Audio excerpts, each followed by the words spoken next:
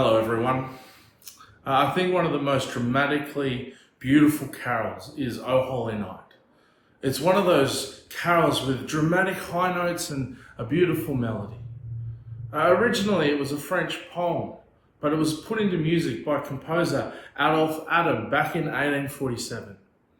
And while the melody is quite captivating, the words are too, because it paints the story of mankind's redemption through Jesus. The words in the first verse are, "Long lay the world in sin and error pining." How true is that? Sometimes the world doesn't like to admit it, but we're always pining for something better than the current state of our world. Romans chapter 8 verse 22 tells us of this. It says, "We know that the whole creation has been groaning as in the pains of childbirth right up to the present time." And while so much of the world is looking in the wrong places for redemption, this carol lets us know that redemption is only a reality through the birth of our Saviour. As we read on in Romans 8, it helps us understand this.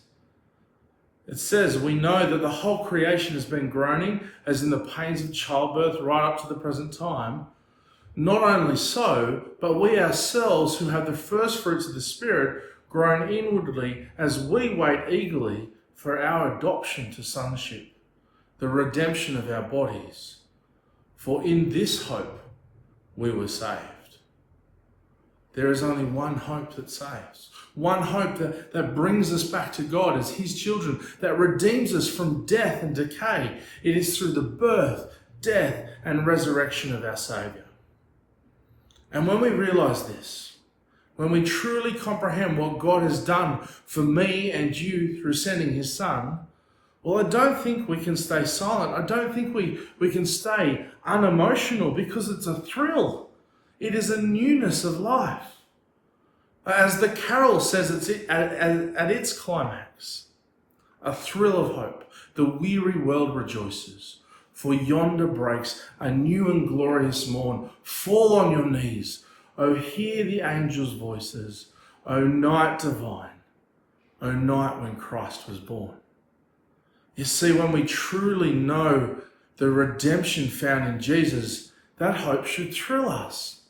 We should rejoice. It breaks through any of the worries of our day-to-day. And we too can really do nothing but fall on our knees and worship this King. It's not a holy night because of the manger or the shepherds or even the angels. It was a holy night because in that moment God, the almighty, perfect, holy God, became flesh and dwelt among us. Why? So that we no longer pine and groan in our sin without hope. Instead, we fall on our knees and worship the one who has redeemed us.